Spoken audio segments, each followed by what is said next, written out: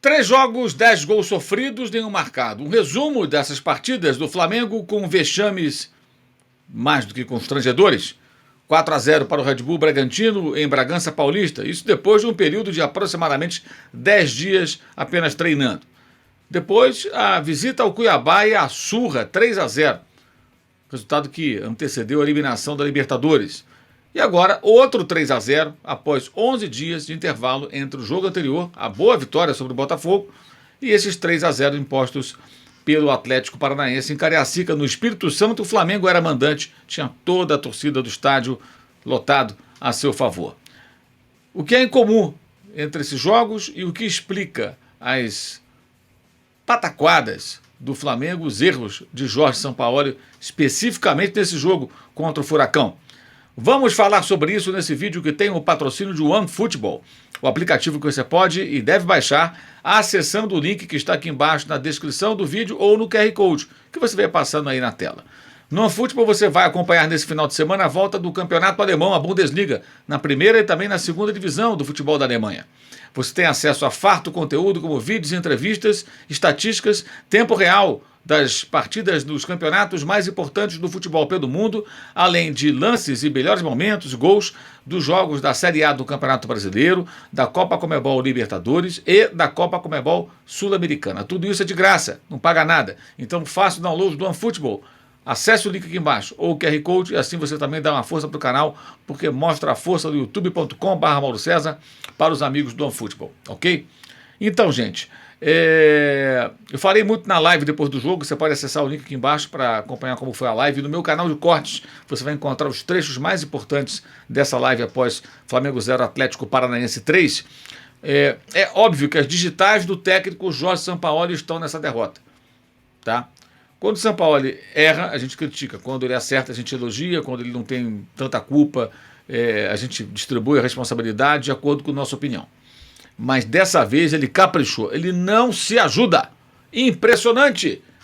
Gente, ele não tinha nenhum lateral esquerdo por conta da suspensão do Ayrton Lucas e a lesão, na última hora, praticamente, do Felipe Luiz. Tinha que improvisar na lateral. Tinha a opção do Léo Pereira para jogar ali. Tinha a opção de jogar com 3 zagueiros, de fato, que não foram 3 zagueiros, tá? Nesse jogo. E por Cebolinha como ala esquerdo, ou o Thiago Maia na posição. O que ele fez? Optou pelo Thiago Maia na posição de lateral esquerdo, improvisado, já jogou ali algumas vezes, fica cambeta, fica torto, mas é do jeito, é uma opção, qualquer uma delas não seria o ideal. Mas inventou o Davi Luiz de volante. Foi um desastre. O Davi Luiz não sabe jogar na função, tentava organizar o jogo, conduzia demais a bola, muitos passes longos e erra um domínio, toma um lençol, um chapéu. Na sequência tem a jogada que gera o escanteio e o gol que abriu o placar. Aí erra também o Gabigol, que não dá combate antes do arremate para o gol do Flamengo, enfim. Mas passam a pegar no pé do Davi Luiz, os torcedores. Mas a culpa não foi só do Davi Luiz, foi também do Sampaoli, ou mais até do técnico, que o colocou numa posição que não é dele. Expôs o jogador. O Davi Luiz, pela experiência, pelo tamanho que tem, acho até que poderia, caso quisesse, falar: olha, eu não quero jogar nessa função, eu quero jogar de zagueiro. Então eu não jogo, fico no banco. Você tem volantes à disposição, para que me improvisar? Poderia ter dito, porque tinha, além do Alan, que entra após o intervalo, tinha o Igor Jesus, que substituiu o Alan, que se machucou aí com uns 12, 13 minutos de jogo no segundo tempo. E sozinho, né? Se machucou sozinho. Então o São Paulo tentou corrigir, demorou a corrigir. Até no primeiro tempo podia fazer ajustes.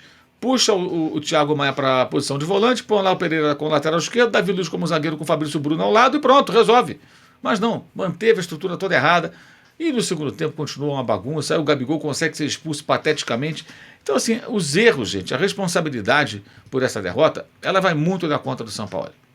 Mas isso não anula mais atuações, indolência, inconsequência dos jogadores e os grandes responsáveis por tudo isso, que são os dirigentes. Que cobrança é feita no Flamengo? Que cobrança é feita junto ao treinador, aos jogadores? Aí depois você pode dar umas explicações estapafúrdias também na coletiva.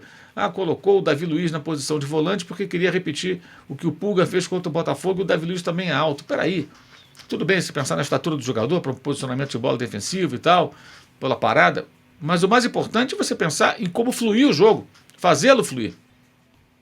Não aconteceu. Foi uma coisa medonha, horrorosa, pavorosa a atuação do Flamengo. O Sampaoli não se ajuda definitivamente, mas não faz sentido também apontar só o dedo para ele e ignorar os erros cometidos.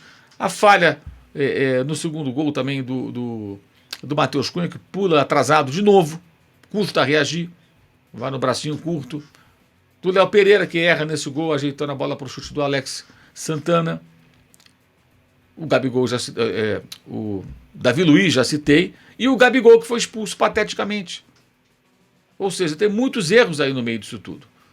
O técnico foi o principal vilão nesse jogo, mas tem mais gente errando, e a diretoria que se omite, não cobra.